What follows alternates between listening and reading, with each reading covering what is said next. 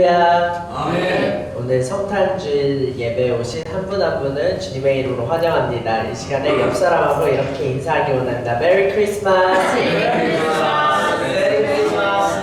다른 분하고도 인사하기 원합니다. 메리 크리스마스. 이 시간에 주님의 성탄이 우리에게 가장 큰 복임을 고백합니다. 이 시간에 함께 주님을 예배하고 나아가기 원합니다. 기도하겠습니다. 하나님 감사합니다. 우리 가운데 오신 예수 그리스도를 환영합니다. 주님, 정말 우리를 위하여서 이 땅에 오신 그 주님을 이 시간에 높여드리는 시간 되기 원합니다. 하나님, 정말 왕이신 예수 그리스도, 이 땅에 오신 예수 그리스도를 정말 우리의 마음 가운데 진심으로 사랑하게 하시고 그 사랑을 통하여서 정말 우리가 세상에 전할 수 있는 그런 그리스도인들 되게 하여 주시옵소서. 하나님 아버지, 오늘 예배합니다. 주님, 이 시간에 홀로 영광 받아 주시옵소서.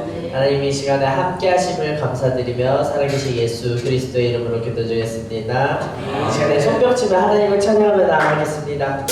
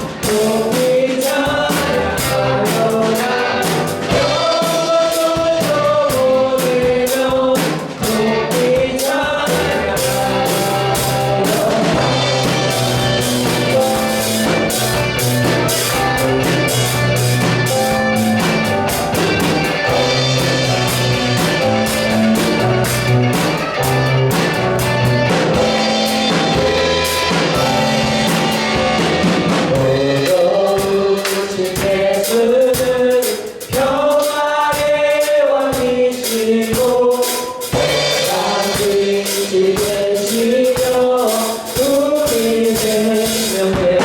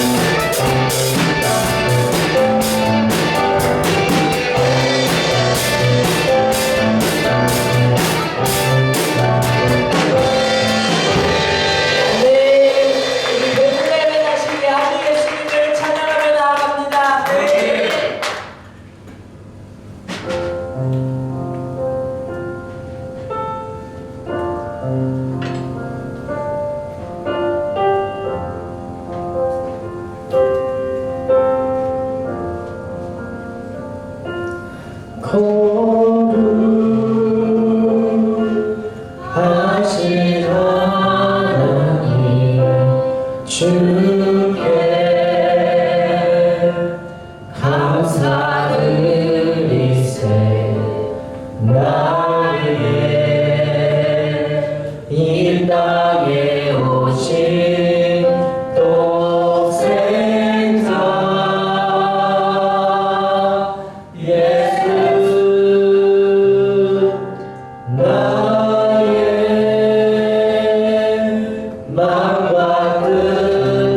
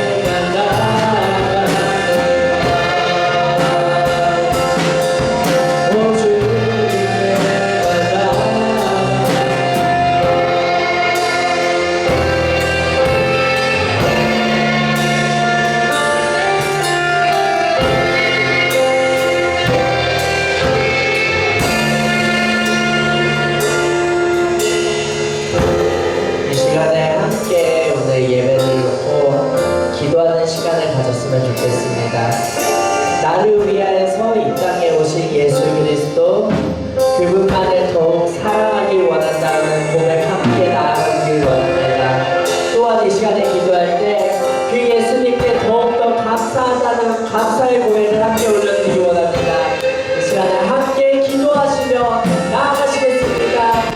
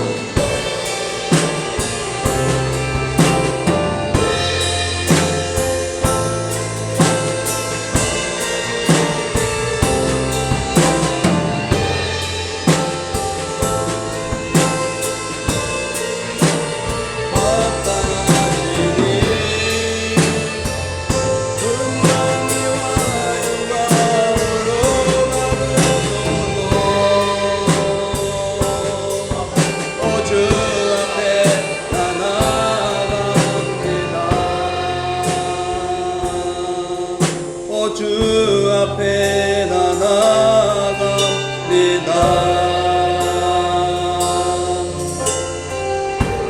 하나님 감사합니다. 저희들 이 자리에 설 수 없는 부족하고 연약한 죄인이지만 예수의 피의 공로를 의지하여 주님 앞에 나아갈 수 있는 자격과 또한 특권을 주심을 감사합니다. 오늘 성탄절 예배를 오늘 이 시간 저희들 몸과 마음을 뜻을 다하여 드릴 수 있도록 저희들에게 모든 여건을 허락하시고 시간도 주시고 또 우리의 생명도 연장해 주시고 주님과 함께 이 시간 동행할 수 있는 귀한 여러 시간들을 허락하심을 감사합니다. 오늘 이 시간 예배 드릴 때에 우리 주님 홀로 영광받아 주시고 2000년 전 이 세상에 오신 그 예수님의 그 은혜가 오늘 우리에게도 동일하게 증거되는 놀라운 시간 되게 하여 주시옵소서. 감사드리며 예수님의 이름으로 기도하옵나이다. 아멘. 우리 다 함께 몸과 마음을 경건하게 하시고 2023년 12월 25일 성탄절 예배를 하나님께 올려드리도록 하겠습니다. 천사가 이르되 무서워 말라. 보라 내가 온 백성에게 미칠 큰 기쁨의 좋은 소식을 너희에게 전하노라. 오늘날 다윗의 동네에 너희를 위하여 구주가 나셨으니 곧 그리스도 주시니라. 아멘. 우리 다 같이 한 목소리로 사도신경을 고백하신 후에 오늘 성탄절 예배를 위해서 우리 전영만 안수 집사님 대표로 기도해 주시겠습니다. 전능하사 천지를 만드신 하나님 아버지를 내가 믿사오며 그 외아들 우리 주 예수 그리스도를 믿사오니 이는 성령으로 잉태하사 동정녀 마리아에게 낳으시고 본디오 빌라도에게 고난을 받으사 십자가에 못 박혀 죽으시고 장사한 지 사흘 만에 죽은 자 가운데서 다시 살아나시며 하늘로 오르사 전능하신 하나님 우편에 앉아 계시다가 저리로서 산 자와 죽은 자를 심판하러 오시리라. 믿사오며 거룩한 공예와 성도가 서로 교통한 것과 죄를 사하여 주시는 것과 몸이 다시 사는 것과 영원히 사는 것을 믿사옵나이다. 아멘.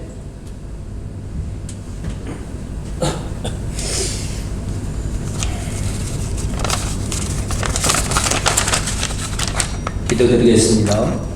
지극히 높은 곳에서는 하나님의 영광이요 땅에서는 기뻐하심을 입은 사람 중에 평화로다. 하나님이 이 세상을 사랑하사 독생자의 몸으로 오신 주님을 경배하며 찬양과 영광과 존귀를 돌립니다. 오늘 뜻깊은 성탄을 맞아요 우리 성도들에게 하나님의 평화와 승리가 임하게 하여 주시옵소서. 이 예배를 통해서 땅끝까지 이르러 내 증인이라 하신 주의 절대 명령을 지키지 못한 우리의 약한 믿음을 아버지 하나님 용서하여 주시옵소서. 그래 자녀의 본분을 다하지 못한 저희를 용서하여 주시옵소서. 오늘 탄에서 복음의 기쁜 소식을 전파하실 우리 목사님에게 아버지 하나님께서 함께 하셔서 그 성탄의 비밀을 모두 깨닫게 알 수 있도록 그 입술을 성령님께서 함께하여 주시옵소서. 이 예배를 돕는 모든 손길들을 주께서 축복하여 주시옵기를 간절히 바라고 원하며 우리 구주 예수님의 이름으로 기도드렸습니다. 아멘.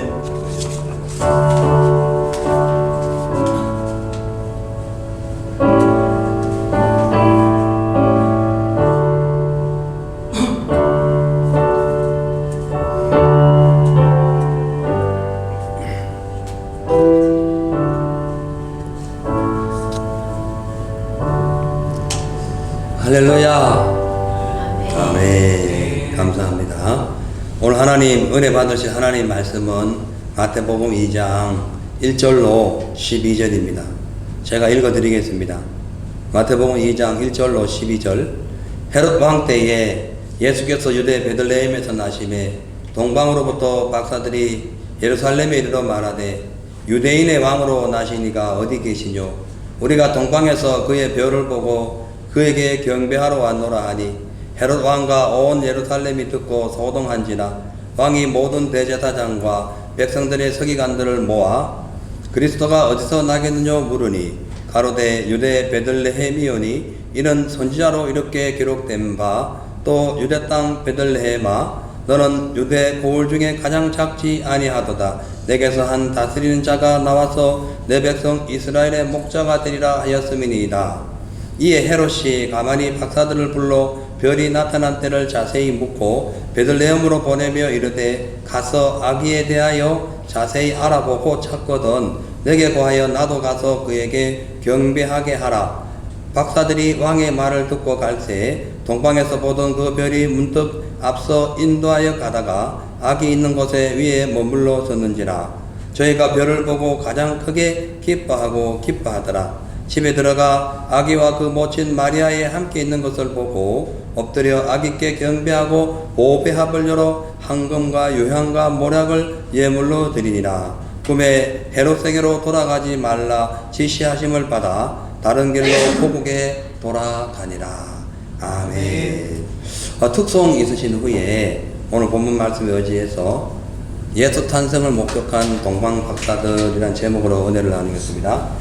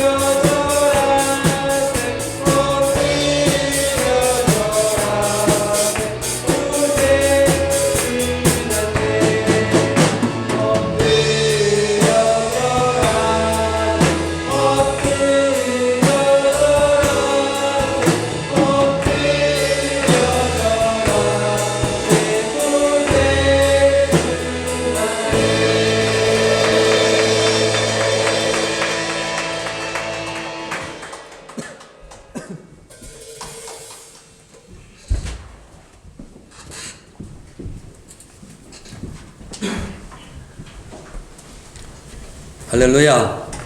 아멘. 감사합니다. 우리 하나님 살아계십니다. 어제도 오늘도 영원토록 살아계시고 지금도 우리와 함께 하시는 귀한 하나님을, 우리 예수님을 찬양합니다.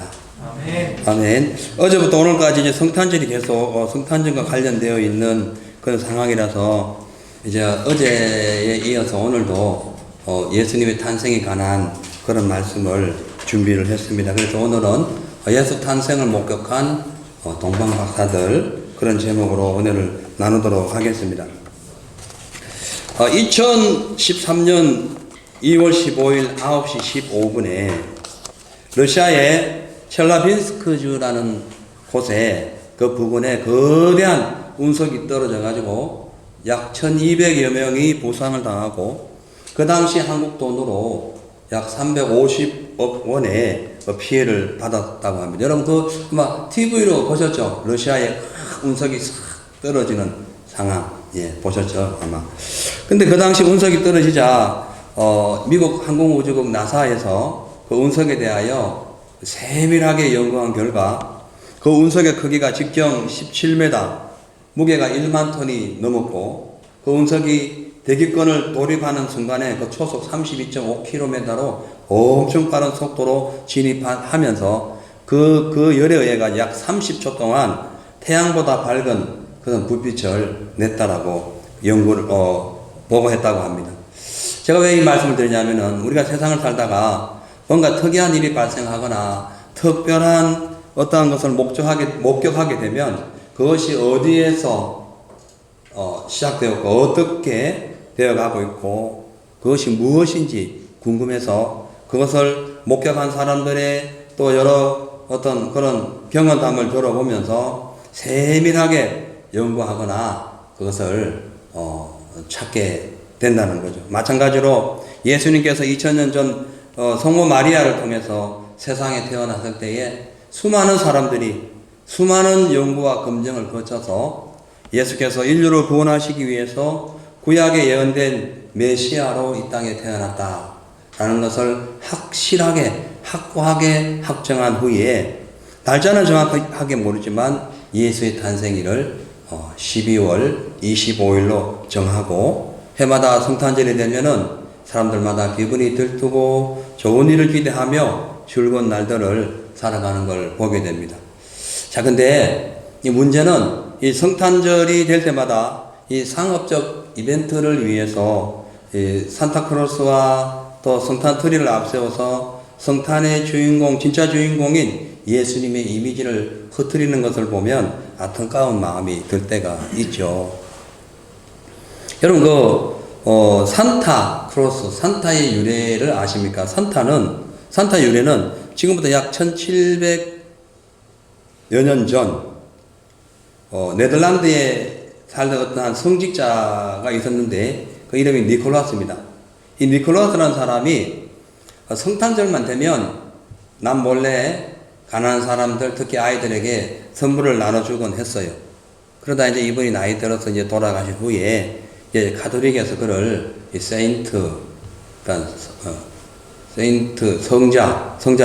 성자라 하여 그의 선행을 기념하면서부터 지금까지 산타크로스가 예수님의 그 성탄을 앞길을 다 가로막고 있는 그런 사태까지 벌어졌죠. 그 니콜라스의 선행은 진짜 칭찬받을 만한 일입니다. 맞죠? 그러나 그분보다 더 선행을 많이 하는 분들 엄청 많습니다. 다만 종교적인 색채를 띠기 위해서 그분을 성자로 만들어서 그분을 알리다 보니까 이것에 산타크로스로 통해 가지고 성탄의 주인공인 예수님의 자리를 그가 메꾸게 됨으로써 이 사탄의 그 전략이, 즉 성탄의 본질을 흐트리고자 하는, 방해하고자 하는 사탄의 전략에 휘말려 들어간 거죠. 그래서 여러분 성탄절 하면 산타가 기억나면 안 됩니다. 그렇죠? 성탄절 하면 예수님이 기억나야 되죠. 오늘 누구 돌집에 혹은 누구 생일집에 갔는데 앞에 뭐 분위기가 너무 화려하다고 그것만 실컷 쳐다보고 와버리면은 그 진짜 생일의 주인공은 뭐가 되겠어요? 그래서 우리가 해마다 성탄절이 되면은 예수님을 기억하세요. 예수님의 탄생일이다. 그분이 우리를 위하여 오셨다라는 것을 기억하시기 바라고요. 또 우리가 알듯이 이렇게 성탄 트리는 지금부터 500년 전 종교개혁자 루터가 그 성탄 전날 밤에 숲속을 이렇게 걸어가는데 눈 사이 소나무 사이로 저기 그 달빛이 쫙 비치면서 그것이 너무 아름다운 거예요. 그래서 이렇게 세상에 상처받고 힘들고 어둠 속에 초라하게 살아가는 사람들도 이렇게 저 예수의 빛을 보면 행복해지겠구나. 그런 마음으로 나무를 베어서 자기 집에 이렇게 장식한 것이 성탄절, 그 크리스마스 트리의 유래가 된 겁니다. 이 유래를 아시고 이제 우리가 성탄 트리도 하시고 이렇게 하시면 되는데, 어떤 분들은 성탄 트리가 또 그것이 그 우상이 아니냐, 그런데 그렇게까지는 생각할 필요는 없고요. 예, 우리가 그렇게 기념하는 것은 좋다라고 볼 수가 있죠. 자, 그럼 이제부터 우리 인간의 몸을 입고 이 땅에 오신 예수님의 탄생을 목격한 사람들에 대해서 알아보는데, 먼저 부정적인 예수님의 탄생을 방해했던 부정적인 사람들과 예수님의 탄생을 적극적으로 환영했던 긍정적인 사람 두 분류에 대해서 한번 알아보겠어요. 먼저 성탄을 가장 싫어하고 대적했던 대표적인 인물들 중에 한 사람이 헤롯입니다. 헤롯 대왕. 마태복음 2장 7절에서 8절 말씀 보니까, 이에 헤롯이 가만히 박사들을 불러 별이 나타난 때를 자세히 묻고 베들레헴으로 보내어 이르되, 가서 아기에 대하여 자세히 알아보고 찾거든 내게 보하고 나도 가서 그에게 경배하게 하라. 이렇게 얘기합니다. 지금 이 얘기를 듣는 순간에 헤롯이 참 대단하다, 참 선한 사람이다, 자기도 가서 경배하려고 하네, 이렇게 생각할 수 있지만, 그 당시 헤롯은 이두메 사람이었으니까 에돔 족속으로서 유대인의 왕이 되었기 때문에 진짜 유대인의 왕이 태어났다라는 그 소식을 동방박사들로부터 듣는 순간에 그런 대제사장들과 서기관들을 모조리 불러다가 그 아이가 어디서 태어난 걸 한번 찾아봐라, 이렇게 한 이유는 그 찾는 순간에 예수님을 죽이려고 했기 때문에 그런 거죠. 그 당시에 나이가 70이 약간 넘었던 헤롯 대왕은요, 자기가 에돔 족속이기 때문에 자기의 권력이 무너질까봐 두려워서 겉으로는 예수님을 환영하는 척했지만은 속으로는 어떻게든 예수님을 찾아서 죽이려고 했던 겁니다. 그가 이 헤롯이 왕이 될 수 있었던 그 사연은요, 셀루쿠스 왕조라고 있었어요. 그 셀루쿠스 왕조의 안티오쿠스 4세라는 사람이 예루살렘을 정복을 하고, 그러니까 유대나라를 정복해가지고 예루살렘에다가 그 성전에 거대한 제우스 신을 세워놓고, 거기에 제우스 신을 섬기라 하면서 이제 그 제물로 돼지를 잡아다 이제 제물로 이렇게 삼게 하고, 또 희생 제사와 안식일을 금했어요. 이것을 보다 못해가지고 격분한 제사장 가문의 마띠아라는 사람이 있었는데, 이 사람이 독립운동을 해가지고 안티오쿠스 4세를 안티오쿠스 에피파네스예요. 원래 이름은요. 안티오쿠스 에피파네스 4세를 죽입니다. 죽이고 약 100년 동안 독립을 해요. 그래서 그 성전, 그 돼지 있는 걸로 막 그 제우스 신성으로 그냥 더럽혀진 성전을 깨끗이 수리합니다. 그래가지고 100년 동안 이어가요. 그것을 수전절이라 합니다. 수전절. 성경 보면 수전절 나오죠. 수전절. 그걸 의미하는 거예요. 근데 이제 그 마카비 가문 중에 하스모니안 왕조란 그 왕조가 탄생되면서 그 어느 날 예루살렘 동쪽과 남쪽 지역에 있는 그 에돔, 지금 에돔이에요. 예. 그래서 그 이두메라는 에돔 지역을 정복하면서 그 당시 하스모니안 왕조의 종으로 있던, 하인으로 있던 안티파스라는 에돔 사람을 거기에 분봉왕으로 세웠을 거예요. 그러면서 실질적으로 에돔은 정복했지만 에돔의 왕은 이제 마카비 왕조의 하스모니안 왕조의 종이 그 나라를 다스리게 됩니다. 그러다가 BC 78년경에 안티파스가 이제 죽게 돼요. 나이가 돼가지고. 두 번째 손자인 헤롯이 자기 아버지에 의해 가지고 15살에 이제 갈릴리 지역에 총독이 되었고, 그러다가 주전 47년도에 다시 총독이 되었다가 40년도에 그가 결국 그 유대 전체의 왕이 됩니다. 그 사람이 지금 오늘 본문에 나와 있는 헤롯 왕이에요. 그러니까 자기 할아버지 때부터 어떻게 하다가 원래 종의 집안이었는데 왕이 되는 그런 시대가 된 거죠. 그러다 보니까 헤롯은 자기 권력을 지키기 위해서 뭐 심심하면은 그냥 건치상간을 했고 폭정을 일삼았고 사람을 엄청나게 죽였어요. 심지어 자기 장모, 자기 아내, 자기 장남, 그리고 밑에 있는 두 아들 다 죽였습니다. 그러다 보니까 그 예수의 그 소문을 듣고 나니 이거 당연히 예수는 죽일 감이죠. 왜? 자기의 왕권을 흔들려고 온 사람이니까. 그래서 그가 막 분노해가지고 지금 예수가 어디 있냐고 빨리 찾으라고 전국에 있는 대제사장 다 끌어모아, 서기관들 다 끌어모아가지고 지금 예수 빨리 찾아라 그렇게 얘기하고 있는 거예요. 한 일례로 헤롯이 얼마나 독했냐 하면 헤롯이 너무 독해가지고 헤롯이 죽을 때에 그 유대 땅 사람들이 한 사람도 안 울 것 같아가지고 헤롯이 뭐라고 유언을 남기고 죽냐 하면은 내가 죽을 때에 예루살렘에서 그 유대 땅에서 가장 훌륭한 사람을 같이 죽여라. 그래서 그 사람을 위해서 백성들이 울 때에 내가 죽어서 우는 것처럼 만들어라. 이렇게 했을 정도로 아주 악랄했던 사람이 헤롯 왕이에요.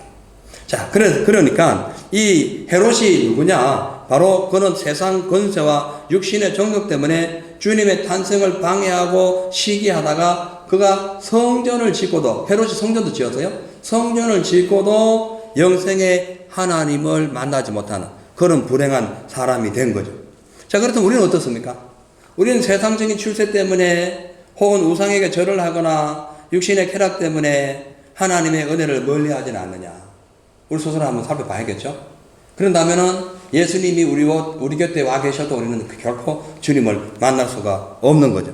그래서 사도 바울은 갈라디아서 5장 24절에서 그래서 예수의 사람들은 육체와 함께 거정과 욕심을 십자가에 못 박았다라고 고백하고 있습니다. 여러분, 우리가 예수의 사람이라면 세상 것 때문에 예수님을 놓치는 자가 아니라 예수님 때문에 세상 것을 버리는 그런 철저한 가감력 있는 결단력을 갖고 살아야 할 줄로 믿습니다.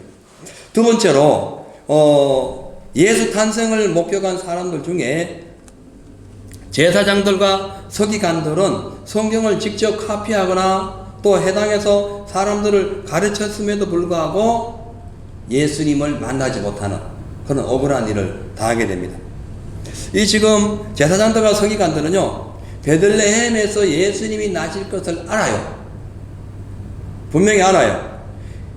그 정도로 성경 지식이 해박했습니다. 미가서 5장 2절에 있는 말씀 그대로 외웠습니다. 베들레헴에 예수님이 태어날 것을 다 알고 있었어요.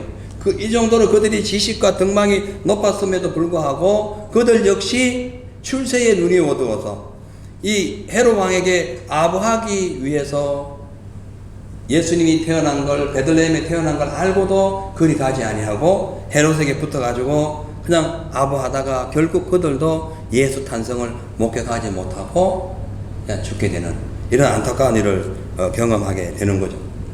참고로 예수님께서 베들레헴에 태어나셨는데 베들레헴이라는 것은 떡집이라는 뜻이에요.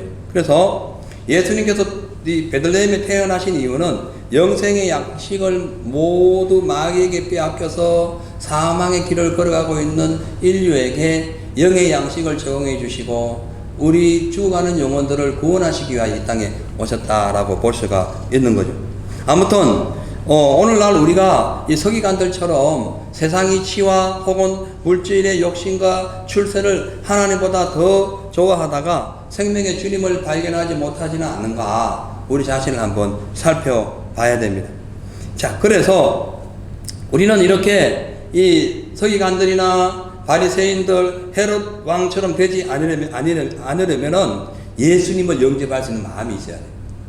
예수님 우리 마음에 모셔드릴 수 있는 그런 준비가 되어 있어야 되는 거죠. 요한복음 1장 11절에 12절 보면 예수께서 자기 땅에 오매 자기 백성이 영접지 아니하였으나 영접하는 자 곧 그 이름을 믿는 자들에게는 하나님의 자녀가 되는 권세를 주셨다라고 말씀합니다. 원래 만물의 주인은 누굽니까? 예수님이죠. 하나님이죠. 하나님이 이 땅의 주인입니다. 따라서 자기 땅에 하나님이 오실 때에 그 하나님, 그러니까 예수, 만왕의 왕이신 예수를 영접하는 사람들은 하나님의 자녀가 되는 권세를 얻게 돼요. 그러니까 예수님이 만왕의 왕이면 그 만왕의 왕 예수를 영접하면 하나님의 자녀가 되는 권세를 받잖아요. 하나님의 자녀가 되었다는 것은 우리도 만왕의 왕 같은 능력이 있다는 거예요. 왜 우리가 하나님의 자녀고 하나님 만왕의 왕이라면 우리도 왕의 자녀라는 거죠. 이 세상의 자녀가 아니라는 거예요. 왕의 자녀라는 거예요. 왕의 자녀는 못 가질 것이 없습니다. 못할 게 없어요. 다 할 수 있어요. 아멘. 그렇게 다 할 수 있는 우리가 왜 왕의 자녀의 권세를 자꾸 잃어버리고 세상을 좋아하느냐? 왜 헤롯 같은 사람에게 아부하면서 살아가느냐? 왜 세상에 들붙어서 사냐는 거예요. 오직 예수 믿는 분들은 예수님만 기뻐해야 됩니다. 예수님 근처로만 가야 돼요. 예수님만 영접할 수 있는 마음이 돼야 된다는 거죠. 과거에 지금은 영국 여왕이 돌아가셨는데요. 과거에 영국 여왕이 외국을 방문할 때마다 갈아입을 옷, 심지어 화장실 변기에 혹은 세균이 묻을까봐 깔때까지 다 챙기고, 혹은 병이 들거나 또 여행 중에 혹여나 죽게 되면은 그게 필요한 걸 쓰기 위하여 상복도 준비하고 혈액도 엄청 준비해가지고 갔대요. 그래서 그 영국 여왕이 어디 나라를 방문할 때에 그 영국 여왕을 위해서 준비한 모든 것이 전부 다 그 물건을 다 합치면 약 2만 톤이 넘었답니다. 2톤이 넘었답니다. 그리고 미용사에다가 보디가드, 경호원 수십 명을 다 데려가다 보니까 한 번 어딜 다녀오면 30억씩 썼대요. 엄청난 돈입니다. 자, 근데 수많은 은하계 밀키웨이 가운데 가장 작은 그 밀키웨이 쪽에 태양계 속에 가장 작은 이 지구 중에서도 영국이 별로 크지 않죠. 한국 나라밖에 안 되죠. 그 작은 나라의 여왕이 움직여도 이렇게 엄청난 그런 보디가드가 뒤따르고 그런 물질이 소요되고 그 많은 사람들이 따라가는데, 하물며 만왕의 왕이신 예수님이 오셨는데 지금 이 당시에 예수님을 영접할 수 있는 사람이 별로 없었다는 거예요. 오늘날도 마찬가지입니다. 오늘날도 이렇게 예수님께서 예수의 탄생을 맞이해서 지금 메리 크리스마스를 외치고 있지만, 과연 우리 심령 속에 얼마나 진짜 예수님을 영접하는 사람이 얼마나 많을까 우리 한번 생각해 봐야 돼요. 여러분, 예수님 얼마나 영접하고 있습니까? 한 나라의 왕이 우리 집에 들어와도 얼마나 그 왕을 대접합니까? 하물며 예수님이 이 땅에 오셨고 성령으로 우리에게 오셨는데 우리가 얼마나 예수님의 마음에 드는 삶을 살아갑니까? 그렇기 때문에 여러분, 진짜 예수님을 마음에 영접하고 있다면 여러분 가정부터 깨끗하게 하십시오. 아멘. 깔끔하게 하십시오. 여러분 옷차림부터도 깔끔하게 하십시오. 언어도 거룩하게 하십시오. 예수님을 모셨는데 어떻게 우리가 입에서 더러운 말이 나올 수 있겠습니까? 예. 그래서 예수 믿는 분들은 진짜 거룩하고 순결하고 순수한 마음으로 하나님을 영접해야 됩니다. 저도 예수 믿기 전에는요, 이 세상을 살다 보면 욕을 얼마나 한번 이렇게 사업하다 보니까 욕도 많이 했어요. 욕을 얼마나 욕을 많이 했는지 예수 믿고 나니까 이게 도저히 안 되겠는 거예요. 6개월 동안을 이를 악물고 막 싸우는데요. 제가 싸우는 거예요. 교회 가가지고 주여 하는데 밖에 나가면 욕을 막 하니까. 막 욕할 때마다 입을 막 쳐가면서 싸웠어요. 딱 6개월 되니까 지금까지 욕을 안 해요. 왜? 거룩한 예수님을 영접했는데 어떻게 내가 세상적인 그런 개념을 갖고 살아갈 수 있느냐. 우리가 세상에 말을 하거나 행동할 때요, 그냥 막 말을 하면 그때는 기분 좋은 것 같습니다. 그러나 돌아와서 보면 나의 인격이 그 말에 포함되어 있다는 걸 아셔야 돼요. 나의 행동이 그 인격에 포함되어 있는 거예요. 그래서 우리가 예수님을 영접했다면은 하나님의 말씀 안에 들어와야 됩니다. 헤롯이 성전을 지었잖아요. 헤롯이 성전을 재건축했다니까요. 예? 50년 동안 했어요. 50년 동안. 그 사람 죽어도 계속 진행됐으니까. 그 다음에 대제사장들은 하나님께 제사 드린 사람이었어요. 그리고 서기관들은 성경을 필사하는 사람. 지금 오늘날 성경 카피하는, 카피가 아니죠. 필사하는 분, 필사. 예? 창세기부터 계시록까지 이 성경을 쓰는 분이 성경을 얼마나 많이 알았겠습니까? 근데 정작 성경에 근본되시고 너희가 성경에서 영생을 알기 위하여, 너희가 영생을 얻기 위하여 성경을 강구하거니와 이 성경은 누구에게 쓴 거예요? 나에 대해 썼다니. 나에. 성경이 예수님에 대한 거예요. 그쵸? 그만큼 성경을 연구한 그 서기관들이 실상 막상 예수님이 그 땅에 오시니까 모른 채 하는 거예요. 베들레헴에서 태어난다고 했는데요. 그러면 베들레헴에 달려가야지. 맞죠? 아니 성경을 지금까지 왜 썼는데? 왜 성경을 그렇게 썼을까요? 하나님 만나려고 한 거 아닙니까? 그러면 그 성경을 필사하는 사람들 서기관이라 그래요. 서기관. 오늘날도 뭐 나라에도 서기관이 다 있잖아요. 예? 근데 그렇게 성경을 필사하고 쓰면서 정작 성경의 본질 되시고 그 성경의 오리지널 그 본체가 되신 예수님이 오셨다는데, 베들레헴에 오셨다는데, 동방박사들이 와가지고 베들레헴에 예수님이 왔다고 지금 통보하고 있는데, 말은 번지름하게 베들레헴에 오신다는데 해놓고는 안 가요. 우리가 교회에 나와서 신앙생활 하면서 하나님을 믿는다 하고 주님을 영접한다고 하면서 막상 말씀 많이 알아요. 말씀 많이 있습니다. 그러면서 막상 주님이 이렇게 하라고 하시면 안 해요. 여기에서 능력이 차이가 납니다. 하나님 뜻을 행하는 자는 능력 있는 사람이에요. 저와 여러분, 우리 오늘 이 시간에 예수 탄생일을 우리가 기념하면서 능력 있는 성도들이 되시길 주 이름 축복합니다. 아멘. 자, 이제 다음은 이제 주님의 탄생을 목격한 사람 중에 이제 본론으로 들어가서 동방 박사들에 대해서 알아보겠습니다. 이 먼저 동방 박사들의 정체를 살펴보면요, 부정적인 측면과 긍정적인 측면이 약간 있어요. 이 부정적인 측면은 뭐냐면은, 첫째, 이 동방 박사들의 정체가 모호하다는 거예요. 어디서 왔는지 몰라요. 그리고 왜 부정적인 측면을 제가 말씀드리냐면은, 이 동방 박사들의 정체가 모호한데다가 그 동방 박사들이 그 예루살렘에 등장함으로 인해 가지고 헤롯의 분노를 사게 되어서 그 당시 베들레헴에 있던 2살 이하의 어린 아이들이 모조리 죽게 되는, 그냥 피비린내 나는 그런 사건이 벌어집니다. 동방 박사들이 안 왔다면 그런 사건이 없죠. 자, 그렇다면은 이 동방 박사들이 그 예수님을 찾아왔을 때는 언제냐? 여러분, 시간을 잘 알아야 돼요. 그 들에서 양을 치던 목자들이 예수님 만난 것은 예수님 태어났을 때입니다. 예수님이 딱 태어났을 때, 마구간에 딱 태어났을 때에 그 양치기들이 예수님을 영접했어요. 그 다음에 어제 우리 설교했던 말씀 내용에 그 시몬과 안나가 예수님을 만난 것은 예수님 탄생 후 8일 만입니다. 8일 만. 예. 좀 딜레이 됐죠.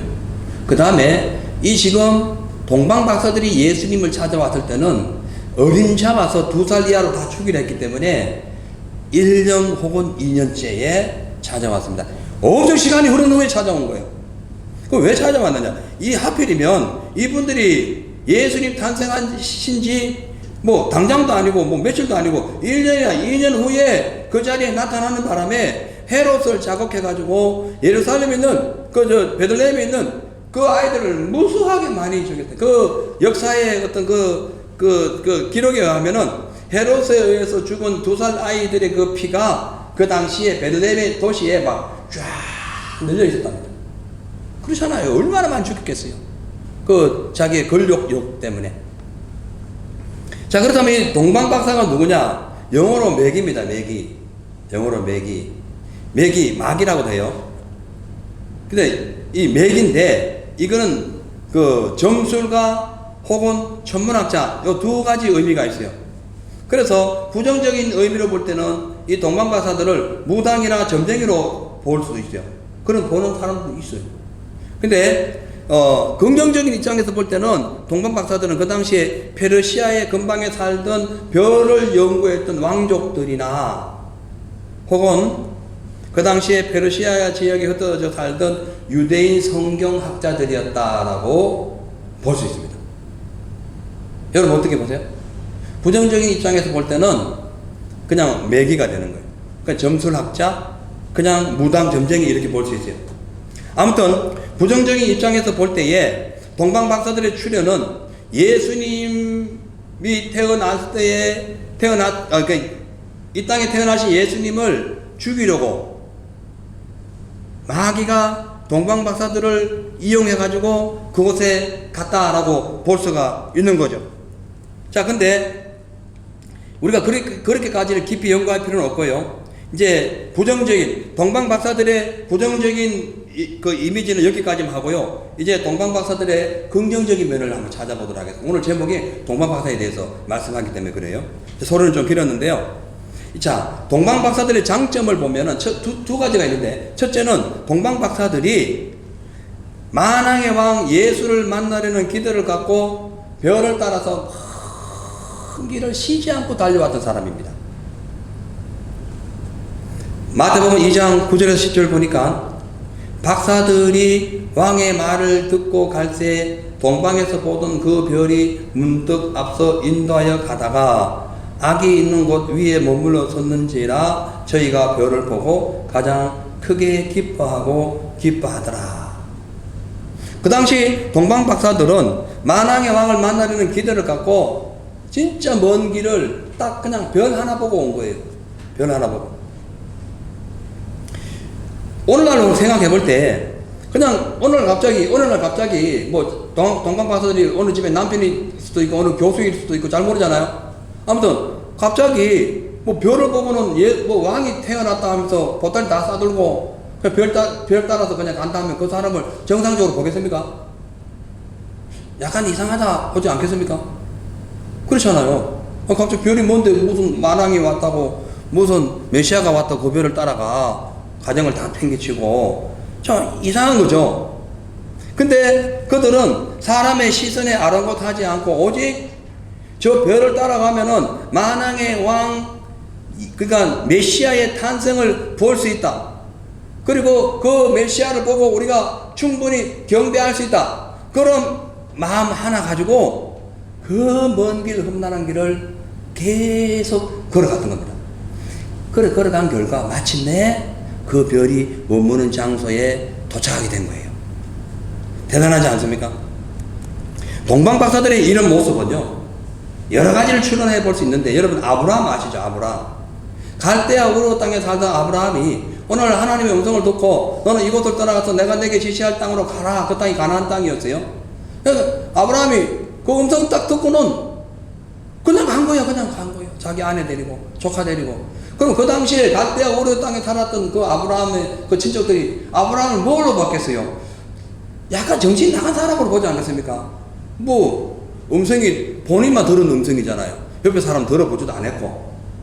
근데 뭐 갈대아 우르 땅을 떠나가지고 그 당시에 75세 아브라함이 나이가 많아요. 여기 75세 되신 분도 없죠?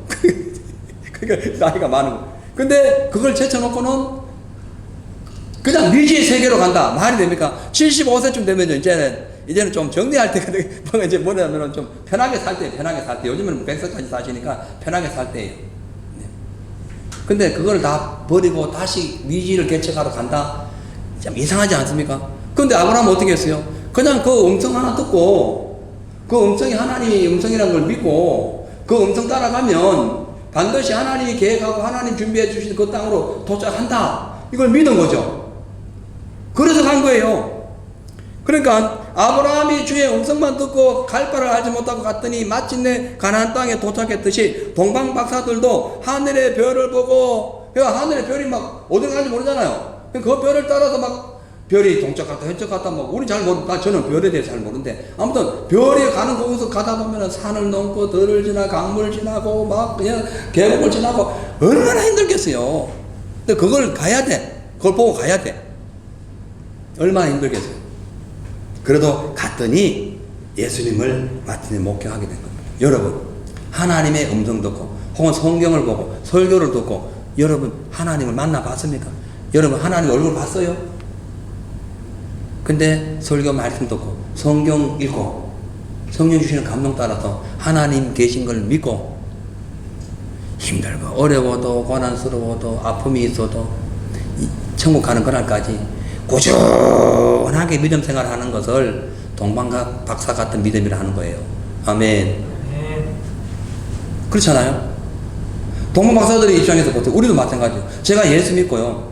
우리 집안이 전부 다 불교 집안이었어요. 지금도 뭐 어느 파트는 불교를 쪽으로 가고 뭐 중이 된 사람도 있고 그래요. 사람 잘 만나야 됩니다. 예. 아무튼 간에 자 그래서 우리 사촌 형 같은 경우는 그 무당 딸 만나가지고 중이 되더라고. 제가 둘도 없는 친구였어요. 친구처럼 지내서 친구처럼 나이가 그래서 비슷해가지고. 예. 저기 평택에 뭐 절간에 중으로 있습니다. 저는 주일학 교사 만나가지고 목사가 됐어. 누구를 만나느냐가 얼마나 중요한 줄 아세요, 여러분? 예? 그래서 청춘 남녀들은 애인을 잘 만나야 돼. 예수 믿는 사람 만나야 되고, 예수 잘 믿는 사람 만나야 돼요. 예? 얼굴 보지 마, 얼굴 보지 마. 알았어요? 얼굴 보지 마요. 뭐 요즘 뭐 키가 커야 돼. 그것도 보지 마. 키 크다고 뭐 나를 살려주는 게 아니야. 예수 잘 믿어야 돼. 맞죠? 맞잖아요. 맞잖아요. 자, 그래서요, 이들이 하나님이 그 자기들에게 보여주신 그 별 하나를 보고는 끝까지 인내하고 갔더니 예수님을 만났어요. 마찬가지로 우리의 신앙도 인내입니다. 오늘 예수 믿었다고 그냥 구원 받았으니까 이제 난 천국 간 날까지 내 멋대로 살란다. 그게 아니에요. 그냥 예수 오는 날까지 꾸준하게 걸어가는 거예요. 언제까지? 별이 머물 때까지. 언제까지? 별은 주로 성경에서 천사로 대비합니다. 천사는 우리가 이 땅을 가져갈 때 우리를 데리고 가는 사람이에요. 데려가는 존재예요. 예. 예. 저는 어떤 분들은 뭐 너무 신령하다는데 저는 실질적으로 제가 저기 어디에요? 그 울산 순복음 생명교회를 개척해가지고 4학년 때 저는 신학교 때 개척을 했어요. 4학년 때 우리 교인 중에 한 분 어머니가 나이 그 당시 70, 80 됐는데 갑자기 돌아가시게 돼. 빨리 오시라 해가지고 갔어요. 근데 그분은 이제 그 뭐예요? 교회는 다녔는데 몸이 너무 아프니까 못 오신 분이에요. 그래가지고 가니 그 이마에 막 땀을 흘리시면서 막 숨을 막 헛게 쉬시는데 막 그냥 제가 그분을 안고는 막 찬송하고 같이 기도하고 하는데 이분이 한참 막 땀을 흘리시고 막 그러는데 제가 환상을 봤어요. 천사 둘이 쫙 내려오더니 한쪽은 이쪽 한쪽은 저쪽 딱 뛰더니 쫙 올라가는 거예요. 그래서 제가 이거 편하게 가셨다. 이거 편하게 가셨다. 그 올라가면서 이분이 돌아가셨어요. 제가 너무 놀랐습니다. 성경에 보니 그게 있어요. 또. 성경에 있는 걸 우리는 봅니다. 천사들이 받들려서 누가 올라가요? 나사로가 올라가죠. 맞아요. 성경에 있는 거예요. 성경에 있는 거예요. 자, anyway, 어쨌든 동방박사들을 한번 생각해 보시죠. 메시아의 탄생을 발견하기 위하여 막연히 하늘만 그냥 별들만 쳐다보면서 먼 길을 간다는 것 쉬운 게 아니에요, 여러분. 어렵지요. 배도 고플 거예요. 예? 직업도 있었을 겁니다. 근데 그 험한 일을 그 당시에 아마 이분들의 신분이 높았다면요. 종들도 있었을 거예요. 종들이 밥 차려주면 밥도 먹고. 근데 길을 떠나니까 자기들이 밥을 해 먹어야 돼. 이게 뭐 얼마나 힘들었겠어요. 근데 별 하나 보고 메시아를 만난다는 그 일념 하나로 그 험난한 길을 갔다는 거예요. 끝까지 간 거예요. 그래서 우리도 동방박사들처럼 어떤 시련이 있어도 하나님의 약속을 믿고 끝까지 인내하면 주님의 은혜를 발견합니다. 주님의 사랑을 발견할 수 있어요. 그래서 믿음은 인내예요. 인내. 여러분 믿음이 뭐라고요? 인내입니다. 믿음은요 끝까지 인내하는 자에 의해 가지고 완성되는 겁니다. 히브리서 10장 36절 37절 보면은 너희에게 인내가 필요하면 너희가 하나님의 뜻을 행한 후에 약속을 받기 위함이라. 우리가 왜 인내가 필요합니까? 약속 받기 위해서. 별 하나 보고 갑니다. 얼마나 힘듭니까? 그 별이 그냥 사람으로서 별 따라간다는 것이 얼마나 힘들어요. 공중에 떠 있는 별을 어떻게 따라가요? 쉽지가 않습니다. 근데 끝까지 따라갔더니 히브리서 말씀대로 하나님의 뜻을 행한 후에 약속을 받기 위함이라. 그들이 결국은 누굴 만납니까? 예수를 만나죠. 자, 그래서 우리가 이 신앙생활을 하면서 눈에 보이지 않는 천국, 눈에 보이지 않는 하나님을 믿고 간다. 이게 과연 쉽지 않습니다. 그래서 세상 사람들은 아예 안 믿어버려요. 봐야 믿지. 웃기네 이런다니까. 어저께 주님이 내게 말씀하셨어요. 야, 돌았구나. 돌았구나. 제가 이제 저희 예수 믿고 난 뒤에 엄청나게 얻어맞았거든요. 뭐 이가 으르르 떨어질 정도로 얻어맞고. 왜? 갑자기 안 하던 짓을 하니까. 하나님이 살아계시다고 와가지고는 막 그것도 내일이 제사인데 오늘 가가지고는 막 제사는 제가 가장 좋아했거든요. 막 예수 살아계시고 하나님 살아계시다고 막 외치니까요. 막 사정없이 저를 두들겼습니다. 그렇게 맞으면서도 제가 참았던 것은 하나님 살아계시니까.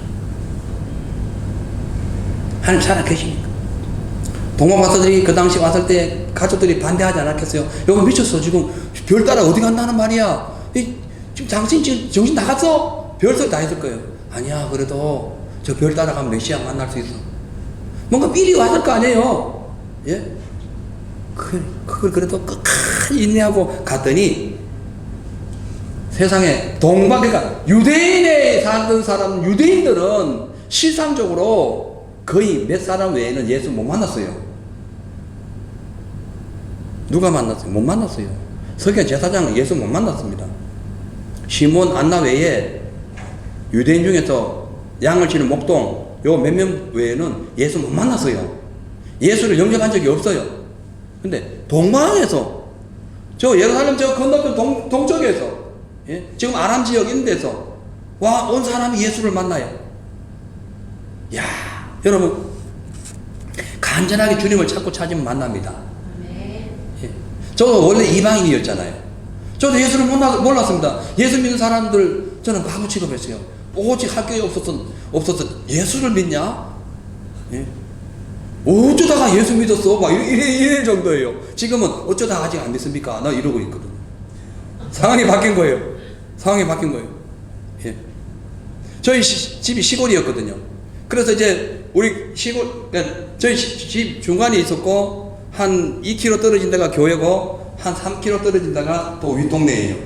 그러면 이제 주일날 되면, 그땐 일요일이죠. 근데 어쨌든 지금 주일이 아니고, 그 다음 일요일 되면은, 저 3km 되는 저 윗동네에서 달구지에, 우리 살 때 달구지가 있었습니다. 달구지에 양파, 배추, 쌀, 고구마 이런 것을 막 자루에 담고 싣고 쭉 막 한 열 몇 분이 한 20분 가까이가 막 찬양을 부르면서 가. 저는 이제 그 도로 위에 이렇게 산에 이제 일요일 되면 일요일만 일을 해야 돼. 나머지는 학교를 가야 되니까. 우리 아버님하고 이제 그 산에 이렇게 보면은 저 밑에서 그 사람들이 그러니까 막 찬양을 부르면서 그 교회로 가는 거예요. 그러면 또 저 밑에 사람들 또 지나간다고 돌을 굴렸습니다. 돌을 맞았으면 죽는 거 싫다고. 제가 그랬던 사람이에요. 저는 전혀 예수 믿을 사람이 아니었어요, 여러분. 제가 예수 믿고 난 뒤에요. 저기 수원에서 개척을 해가지고 초대교회를 개척했는데 우리 동기들이 저를 구경 왔습니다. 진짜 예수 믿는가 싶어서. 그래가지고 그 무슨 백화점이 무슨 백화점인데 수원 역전인데 무슨 백화점 있죠? PK. 예? 애경 백화점. 애경 백화점. 거기서 만나져요. 다음 날이 성탄절이라서 연예인분들 10분 모셔다가 북한 어린이도끼 성금 예배를 드리려고 준비했을 때예요. 옛날 얘기입니다. 한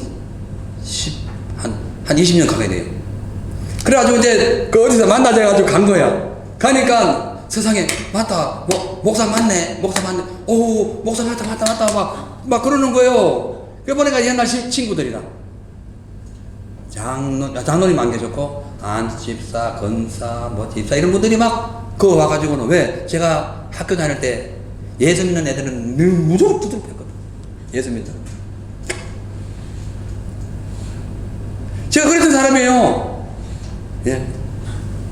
근데 제가 예수를 믿는다? 상상이 안 가는 거예요. 상상이 안 가. 그래서 제가 오늘날 예수 믿는다 하니까 저희 집에 가가지고 얻어맞았죠. 그대로 돌려봤습니다. 그대로 돌려봤. 예. 자, 아무튼 다시 말씀 들어봅니다. 여러분, 우리가 이 성경에서 말씀하고 있는 그 예수님을 만나는 것은 마치 동방박사들이 별 따라가는 것과 비슷합니다. 뭔 말씀인지 이해가시죠? 막연해. 그냥 막연한 것 같아. 별 따라가다니 이 말이 되나? 아니 말씀 하나, 아니 성경이 뭔데 말씀 읽으면 하나님 만나? 무슨 성령이 뭔데 성령을 받으면 주님을 만나? 그럼 뭔데? 막연한 겁니다. 별이 뭐길래? 별 따라가면 예수 만나? 성경 읽으면 하나님을 만난다고? 기도하면 하나님을 만난다고? 그 막연합니다. 근데 막연한 것 같지만은 그걸 믿고 성경 읽으면 하나님 만나요. 그걸 믿고 기도하면 하나님 만난다니까요. 아멘. 그걸 믿고 믿음 생활하면 천국 가요. 동방박사들이 그랬던 사람이라. 오늘 우리 자신을 돌아봐야 됩니다. 나는 과연 동방박사만큼의 신앙생활을 하고 있는가? 난 진짜 내가 동방박사만큼 믿음이 있는가? 동방박사는 생각이 없어요. 진짜 바보 같은 일 아닙니까? 아니 별 보고 뭘 따라간다고 그래요?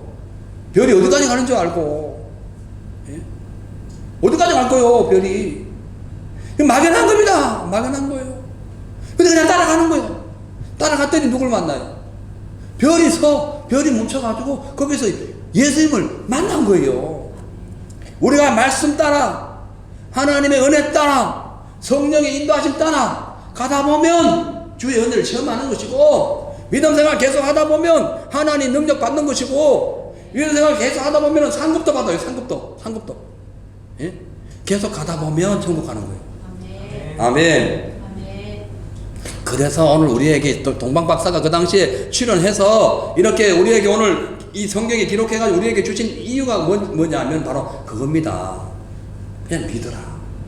하나님의 음성 듣고 믿어라. 말씀 듣고 믿어라. 믿으면 하나님 만난다. 그 영접하면 하나님 역사가 나타난다. 그거예요. 동방박사들이 별을 보고 큰 거리를 걸어서 결국 예수님을 목격했다면 우리도 그렇게 해야 됩니다. 아까 말씀드렸죠. 별은 천사를 상징하거든요. 그래서 새벽별, 강명한 별, 그걸 천사 이렇게 천사 그러잖아요. 자, 근데 천사가 누구냐? 시편 103편 20절 21절 보니까 능력이 있어 여호와의 말씀을 이루며 그 말씀의 소리를 듣는 너희 천사여 여호와를 성촉하라. 여호와를 봉사하여 그 뜻을 행하는 너희 모든 천국이여 여호와를 성축하라. 이렇게 얘기합니다. 자, 보면요, 능력이 있어 여호와의 말씀을 이루며 그 말씀의 소리를 듣는 너희 천사여 여호와를 성축하라. 그러니까 천사는 하나님의 말씀을 이루고 하나님의 말씀을 들어서 그 일을 통해서 하나님의 일을 하는 자예요. 그래서 모든 천사는 구원받은 자들을 돕기 위하여 보내신 하나님의 영이에요. 아멘. 자, 그렇다면 성경이 어떻게 쓰여졌느냐? 모든 성경 하나님 감동으로 되어 있지만 성경은 천사들에 의해 가지고 영감받고 천사들이 인도를 따라서 기록된 사람들도 많아요. 성경은. 자, 그러면 이 천사는 오늘 이 별을 따라서 갔다면은 오늘날 천사들과 또한 그 구약 시대의 많은 선지자를 통해서 기록된 말씀 보고 따라가면 예수 만난다는 거예요. 그래서 기독교는 말씀 종교입니다. 말씀 종교. 말씀 믿고 가면 돼요. 그 말씀이 능력입니다. 주의 말씀 믿고 가면요 생명이 나타나게 되어 있는 거예요. 현실이 아무리 안담하고 눈앞이 깜깜해도 삼손처럼 막 그냥 두 눈이 뽑히는 그런 현상에 있다 할지라도 그래도 하나님 말씀 믿고 기도하고 나가면 승리의 역사가 나타나는 거예요. 말씀을 마치겠습니다. 동방박사들은 그들이 그냥 간 게 아닙니다. 그들이 간 것은 마태복음 22장 11절에 보면 집에 들어가 아기와 그 모친 마리아와 함께 있는 것을 보고 엎드려 아기를 경배하고 보배합을 열어 황금과 유황과 몰약을 예물로 드립니다. 동방박사들의 두 번째 장점은요, 그들이 예수님을 경배했다는 거예요. 만나기만 하면 뭐합니까? 경배해야 되죠. 하나님 만나기만 하면 뭐합니까? 주님을 섬겨야 돼요. 주님 말씀대로 순종해야 된다니까. 주님의 뜻 따라 살아가야 돼요. 이거 중요합니다. 근데 이들이 보배합을 열어가지고 황금과 유황과 몰약을 드렸는데요, 이 지금 보배합을 열어서 황금과 유황과 몰약을 드렸다는 것은 예수님이 만왕의 왕이고 예수님이 모든 백성의 죄를 사할 제사장이고 예수님이 죽었다가 다시 살아나서 영원히 우리를 구원하실 메시아라는 것을 보여주는 것이 한금과 요한과 몰약이에요. 한금 왕을 상징하고요. 요한은 제사장이 기도할 때 향 피우는 겁니다. 몰약은 죽은 사람 시체 썩지 않도록 바르는 약품이에요. 그러니까 오래 가도록. 그 예수님은 영원하다. 오래 천국, 그러니까 우리 구원자라는 것을 보여주는 겁니다. 자, 그래서 오늘 우리가 이제 말씀을 마치면서 우리의 삶 속에 동방박사들처럼 예수님을 만나서 예수님을 섬길 수 있는 마음이 우리에게 있는가? 그리고 예수님은 나의 만왕으로 내 죄를 사해 주시는 제사장으로 나를 영원히 구속해 주실 나의 구세주로 믿고 있는가? 이건 더욱 중요합니다. 동방박사들이 예수님을 만났어요. 만났는데 아무것도 안 했어요. 만나고 왔으면은 어떻게 되겠습니까? 근데 그가 동방박사들이 예수님을 만나고 난 후에 예수님이 만왕의 왕이라는 것을 고백했고, 예수님이 자기의 죄를 대속하실 제사장인 걸 고백했고, 예수님이 자기를 구원해 주실 메시아라는 걸 고백했기 때문에 그 만남이 완성된 거예요. 여러분, 교회에 오셔서 예배 드린다고 다 되는 것이 아니고 예수님을 만왕의 왕으로 우리가 영접해야 돼요. 예수님이 내가 어떤 죄를 지어도 용서해 주실 분이라는 그 제사장이라는 것을 믿어야 돼요. 예수님 믿으면 천국 간다는 것을 믿어야 돼요.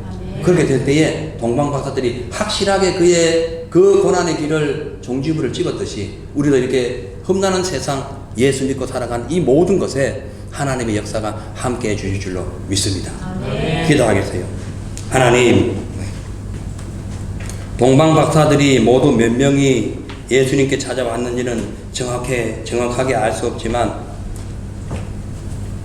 이들이 드린 예물, 그리고 이들이 험난한 길을 헤쳐가서 주님 만나서 엎드려 경배했던 이 모든 것은 바로 그들이 예수님 만왕의 왕이요 만주의 주요 우리의 죄를 대속해 주시는 제사장이요 우리를 구원해 주시는 메시아라는 것을 확고하게 믿었기 때문에 그들의 그 험난한 인생이 결국은 최고의 축복으로 마치게 되는 걸 보게 됩니다.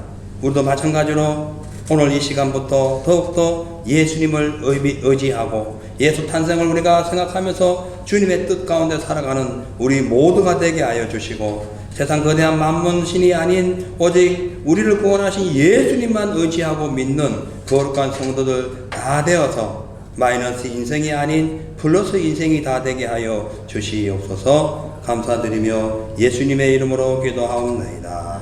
아멘. 할렐루야. 아멘. 하나님께 우리 함께 예물을 드리는 시간입니다.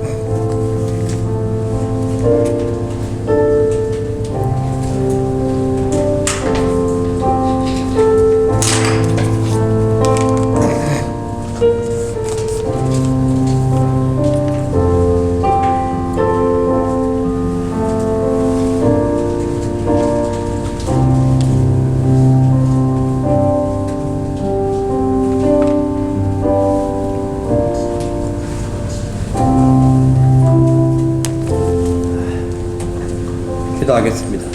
사랑의 하나님, 너무너무 감사합니다. 어제 이어서 오늘도 이렇게 오직 예수님의 성탄에 관해서 이렇게 이틀 동안 연속적으로 주의 말씀의 은혜를 나누길 감사합니다. 어제 시몬이 예수님의 그 탄생을 기다렸고 오늘 동방박사들은 예수님의 그 탄생을 목격했듯이 저희들 늘 주님을 기다리며 주의 은혜와 성령의 역사를 목격하는 복된 성도들 다 되게 하여 주시옵소서.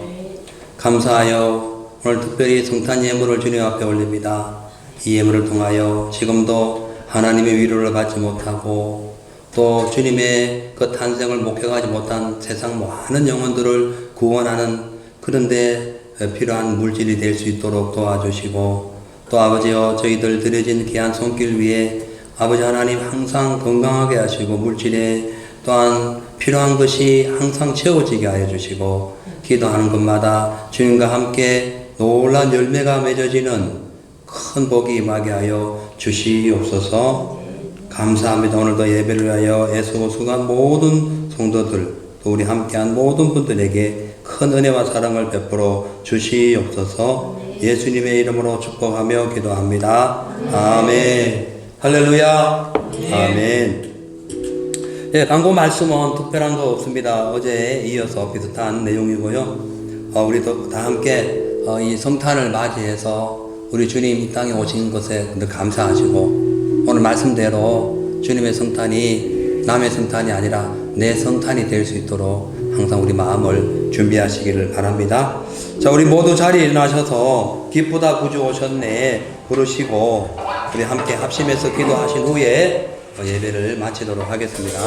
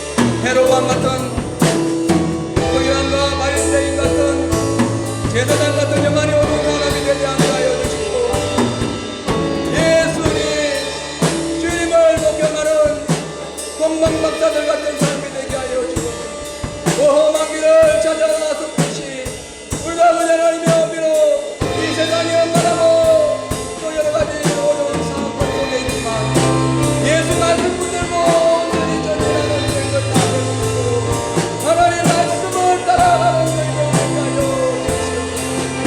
아브라함의 말씀을 따라가듯이 공방박사들이 별을 따라가듯이 우리가 주의 말씀 따라 신앙생활하고 주의 물리의 능력을 체험하고 하나님의 은혜를 목격하는 그런 귀한 삶이 될 수 있도록 주여 역사하여 주시옵소서.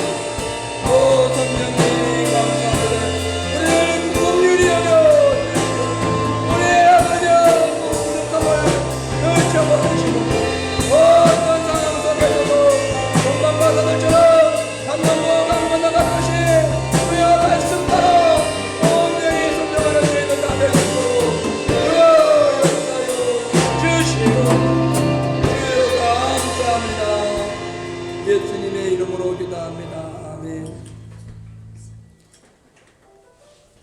하나님 아버지, 동방박사들이 별 하나 보고 그 먼 길 험난한 길을 오직 예수 만나기 위하여 갔더니 결국 주님을 만나 주님을 경배하고 그 주님께서 바로 만왕의 왕이시요 인간의 모든 죄를 구속하시는 제사장이요 모든 인류를 구원하시는 구세주이심을 고백했습니다. 저희들도 그 믿음 본받게 하여 주시옵소서. 이 성탄절을 우리가 지내면서 무엇보다 예수님의 그 탄생을 목격하기 위하여 그 먼 길을 갔던 동방 박사들처럼 우리도 천국을 목격하는 그날까지 주의 은혜를 소망하며 변함없는 마음으로 믿음 생활할 수 있도록 저희들을 인도하여 주시고, 우리 주님 나라 갈 때에 예수님께서 큰 잔치 베푸는 귀하고 복된 저희들 다 되게 하여 주시옵소서. 지금은 십자가에서 온 인류를 구원하시기 위하여 이 땅에 오신 예수 그리스도의 크신 은혜와 아버지 하나님의 놀라우신 사랑하심과 성령님의 영원 통치 무궁하신 역사가 오늘 말씀 속에서 이 말씀을 갖고 말씀대로 살기를 소원하는 우리 사랑하는 로만 예수 제1교회 성도들 머리머리 위에와 또 이 호주와 대한민국과 우리 선교 지역 위에 그리고 이 지역 교회들 위에 이제부터 영원토록 함께 계시기를 간절히 축원하옵나이다. 아멘.